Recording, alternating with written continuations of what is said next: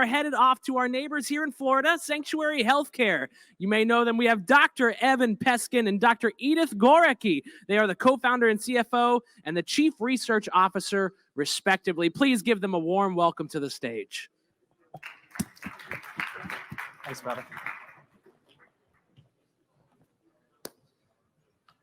Good afternoon, everybody. Typically at a cannabis conference, the 4:20 p.m. time slot is like the premier time slot. I'm hoping the same thing applies for psychedelics. So we are going to be discussing the future of psychedelics, medical care, research, and regulatory considerations. So everyone here in this room, I'm sure, has one thing that applies to something in our title. It is my honor to introduce and premiere Sanctuary Healthcare. Oh, I'm sorry. I need this guy. There we go. Our mission at Sanctuary Healthcare is to define and expand the standard of care in psychedelic medicine and psychedelic-assisted research, focusing on patient care, research, and advocacy. That phrase, standard of care, is immensely important. If you break your leg, if you get shot in the stomach and go to the hospital, there is a gold standard way of managing that condition. That doesn't exist in psychedelics right now. The field is too new. It just doesn't happen. Sanctuary Healthcare is defined and set apart in several different ways. We are physician-founded. Our core team is made up of subspecialized, passionate clinical care physicians with decades of experience treating patients. We are professionally operated.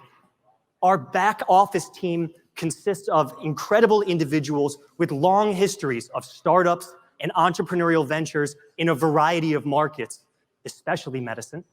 And most importantly, we are patient-focused, and it's easy to say that. The difference is, as physicians, as clinicians, we know that this is not patient number 6429. This is someone's mother. This is someone's cousin. This is someone's brother. At the heart of everything we do, first, last, and central, we are patient-focused. Our original team is made up of 13 individuals, more than just the two of us here on stage today. Out of those 13 individuals, we have 8 MDs, 3 PhDs, 4 MBAs, 1 JD. We have 2 Special Forces combat veterans, and if you add it up here, you'll see people fall into multiple camps. Our Special Force veteran, who is a Force Recon Marine, is also a physician on the front line treating PTSD. I'm Dr. Evan Peskin. I am the co-founder and chief financial officer of Sanctuary Healthcare. I'm an anesthesiologist by training, and I'm subspecialized in chronic interventional pain. I am immensely passionate about driving medicine forward for the goal of taking better care of my patients. Thank you, Evan, for the lovely introduction to Sanctuary Healthcare. Hi, everyone. I'm Dr. Edith Gorecki, and I'm the Chief Research Officer at Sanctuary Healthcare. I am an MD by training. However, I shifted my focus into medical and regulatory affairs within the pharmaceutical industry. I'm immensely passionate about developing clinical research programs that generate real-world evidence that can be utilized and taken to the FDA and any other regulatory body like Health Canada and Visa and so on, and actually be utilized to treat conditions that are having a hard time. Absolutely. So the conditions that psychedelic medicine treats, these are only 6 of the most common ones that we wanted to discuss. These statistics are not really fun, to be honest with you. 1 in 7 women experience symptoms of severe PTSD in the year after childbirth. In the United States alone, that comes out to around 1 million women per year. That also doesn't count women who experienced stillbirth, miscarriage, early neonatal death, and they certainly should be counted in postpartum depression. Major depressive disorder is where the field of psychedelic medicine started. It is the most common cause of disability in ages 18 to 45, and in 18 to 25, 17% of people meet clinical criteria for this condition. And when you consider, I don't know, global pandemic or international conflict, this number is going to rise. Post-traumatic stress disorder. Too often, people think PTSD is military only. It applies to all trauma. Sexual assault victims, major accidents or injuries can lead to PTSD. In the American population, 6.8% of the population will meet criteria for PTSD over their lifetime. And really, unfortunately, in our veteran population, that number is closer to 13%. Evan, as an anesthesiologist, you're fully aware of how horrific the opioid epidemic has been. Over 21 million Americans suffer from at least one addiction, and only about 10% of them receive treatment. And that's for a variety of reasons. It could have been monetary issues or failed past treatments. Bipolar disorder. It's the number 6 leading cause of disability in the whole world, according to the World Health Organization. 5.7 million Americans suffer from it currently, and the data that we have available shows that it decreases your lifespan by 10 years. And that life's already short. That's a lot of time. But let's talk about the big one, anxiety. It's the number 1 cause of mental illness here in America. More than 40 million Americans currently suffer from it, even though there are lots of treatment options available. But some of these options do not work for everyone. Edith, I think it's fair to say that each of these conditions and treating any condition can be rather complex. Speaking of complexity, let's talk about the regulatory landscape within psychedelics.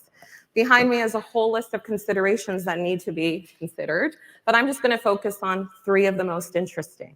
Number 1, there's decriminalization happening at city levels. Number 2, there's legal framework that's actually being made at the state level, like an example is Oregon. But the most interesting to me, especially because I love to generate real-world evidence, is that the FDA has designated psilocybin and MDMA as breakthrough therapy. And Edith, for those in the back who may not know what breakthrough therapy is, can you explain that? Sure. Basically, the FDA has identified that these molecules, there's some significant clinical research that it's shown to improve these conditions. So they're allowing us to speed up the R&D process and also the review process. But the FDA is not the only regulatory body that's involved in psilocybin. Everyone knows the DEA and how they love to control the number 1 controlled substances. So there are many different licenses that organizations can apply for, from manufacturing, exporting, and what we currently are in the midst of getting is our research license for psilocybin. So that is immensely complex at the national level, and then state to state, it gets no simpler. We opened our flagship clinic in Boca Raton, Florida, so we have been dealing with the state of Florida, which is, we've dealt with many different state-level organizations, including the Agency for Healthcare Administration, including the Florida Board of Medicine. We've had to jump through various hoops for licenses and regulatory steps to ensure that our flagship clinic is opening in a fully legal, compliant, appropriate way. So talking about our flagship clinic in Boca Raton, we offer the full spectrum of clinical care services, drug infusions. Right now, because of regulatory compliance, we primarily use ketamine, but we are creating a reliable clinical infrastructure to be prepared to use MDMA and psilocybin as they come down the regulatory pipeline. Physical and mental health care assessments. We have physicians and mental health professionals involved not only in identifying conditions that can be served and improved by psychedelic medicine, but more importantly, identifying contraindications. Edith, remind me, the number 1 rule in medicine. Do no harm. Do no harm. And it is important that we're taking care of patients appropriately. Our anesthesia services, the medical infusions, the treatment are done by professional anesthesia providers with decades of experience. We wanted to ensure that the people giving the ketamine are people who have been using it in the operating room for the last several decades. They're not experiencing it for the first time in our clinic.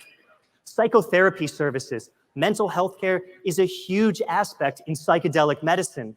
We've been lucky enough that our clinical director of psychology, Dr. Samantha Behbahani, is subspecialized in psychopharmacology, exactly where this new industry lies. Peer support services, or support for patients during and after psychedelic medication, is something that is new in this field. It doesn't really exist in clinical medicine before. We have been lucky enough to pursue partnership with Fireside Project, the leading nonprofit in the space, specializing and setting the standard for for peer support, for data-driven research, for advocacy. We are proud to have them as our mission-aligned partner.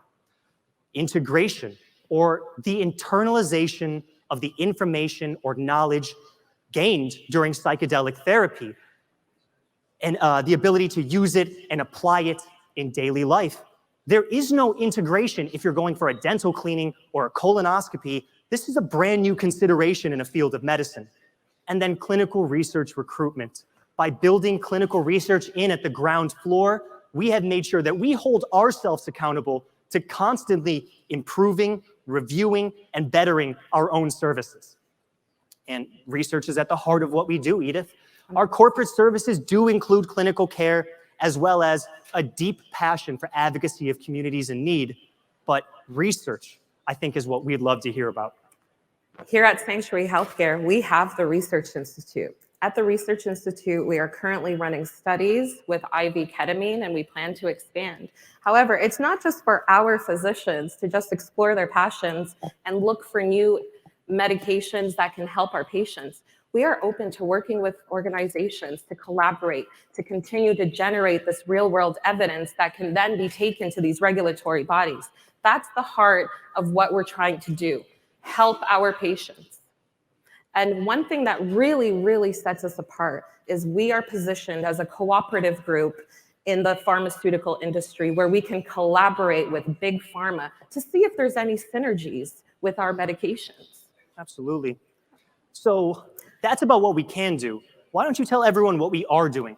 So super exciting. As I mentioned, we currently have a phase 2, phase 3 open label study with IV ketamine with all the indications that we mentioned a few slides ago. Horrific within mood disorders. We plan on expanding and to include new indications because we know there's lots of conditions that can utilize this medication. But the most interesting, and we can't wait to start it, is our API psilocybin studies. We're going to be doing studies from phase 1 to phase 3, meaning we're looking at safety, efficacy, and where else it can be utilized. Edith, can you mind explaining for other people who may not know, what's an API? An API is an active pharmaceutical ingredient. Fantastic. So these are some of the current projects that we want to feature at Sanctuary Healthcare. We have our Veteran Support Fund, our Veteran Physician Collaboration, CEU, CME creation, concierge care, tech integration, branded pharma, activation of our clinical sites, and advocacy. And Edith, do you think we have like a quick 8 hours to go through? Evan, no? Let's just choose 2. 2, okay. All right. We'll go from there. 2 of these projects that are near and dear to my heart that I'd like to discuss. The first one is a Veteran Support Fund. I am not a veteran. I do not speak for all veterans. I do not understand the veteran experience, which is why at the very ground level, we have involved these special force combat veterans, including Dr. Pappas, who's a physician, to ensure that we approach this veteran community with compassion, consideration, and the comprehensive care that they deserve. It makes sense that we best serve those who served us. And by creation of Sanctuary Healthcare's Veteran Support Fund, supported by donations from organizations and other veteran advocacy groups, we are lowering the barrier to entry of care for our veteran group, or our veteran members and their families. CEU and CME creation, continuing education units, continuing medical education. As MDs, we're required to keep our license active, and completing these educational units are one way to do it. At Sanctuary, more than just educating the general population about what is psychedelic medicine, what is psychedelic-assisted therapy, we're educating the providers who are out in the community, seeing the large percentage of the population, to ensure that not only the real-world data that we generate from our research is informed to these various providers and their respective specialties, but we're ensuring that they are kept up to date on things as they change within psychedelic medicine. So we have heard such inspiring, amazing, educational, passionate talks today at Benzinga. Thank you to everyone at Benzinga who has included us. We want to talk about 2 last things before we open this up to some questions, which we would love to do.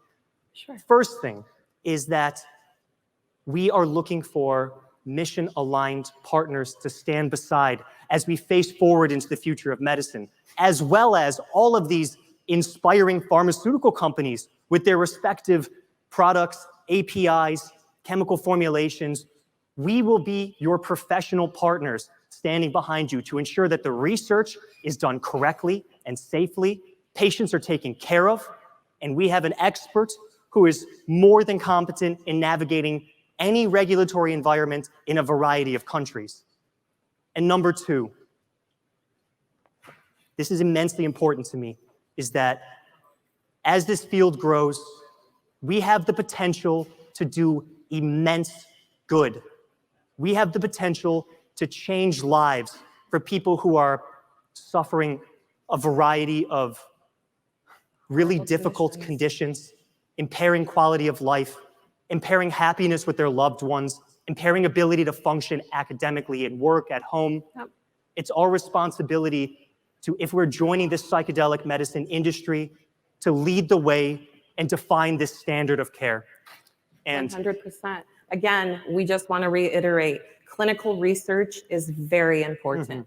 Generation of real-world data goes very far, especially with regulatory bodies and physicians that may not be standing behind psychedelics at this time. So we are at the forefront of helping generate, and we are open to collaboration, whether it's new API molecules or it's different forms of ketamine. We are open to it all because in the end, our patients are what matter most. Absolutely. We are more than excited to see everyone at the happy hour at 6 o'clock. Come find Again, us. Evan, Edith, and the rest of the Sanctuary team will be there, including our CEO, Dr. Barry Peskin, our Chief Operations Officer, Brett, our Chief Expansion Officer, Andy, and our Senior Advisor, Roger. We will be easy to find because these will be the ones continuously talking about psychedelic medicine. It'd be hard to miss. But honestly, thank you everyone for listening to us discuss this incredibly passionate, important topic, and we look forward to being here next year. Awesome, awesome job. Give him a round of applause. That was fantastic. Any questions from the audience that we'd like to get out here? I know we have a few that came in as well. Specifically, an interesting one. What impact can less legitimate, it's a nice way of putting it, these less legitimate companies have in the growth of this industry? So what can the impact of less legitimate industries have? Bad actors was the actual term. Bad actors. What impact can bad actors have? So without going into any specifics, it's not hard to identify that inappropriate research, immoral physicians, immoral practitioners will not only set the industry back. My concern is that there is going to be a sentinel event. There's going to be one patient who they don't screen for cardiac disease before they push a large volume of ketamine. That person's going to go into coronary vasospasm and die. And that person is not going to be a patient. It's going to be somebody's mother. It's going to be somebody's son. And that's what's unforgivable. Exactly. And, you know, just looking at a protocol, you can look at the endpoints, type of data that they're generating. If it doesn't make sense to a clinician reading, you know that that's not going to work. And that's not where we want to take it. There is that issue with the whole cannabinoid industry. Regulatory bodies have been stagnant, and it's just worse for the patient. And we do not want that to happen with this. That's why we are open with the FDA, all regulatory bodies, to provide this evidence to move this industry forward. We've heard time and time again today from different speakers that in order to make this industry survive, it needs to survive in a medical and research context. Anyone who's using psychedelic medicine to treat writer's block or these other illegitimate indications is doing damage to our industry and is doing damage to real people. Fantastic. Anybody from the audience before we say thank you to the Sanctuary team? Fantastic presentation, you two. Dr. Edith and Dr. Evan, thank you all so much for your time. Really an absolute pleasure to have you all.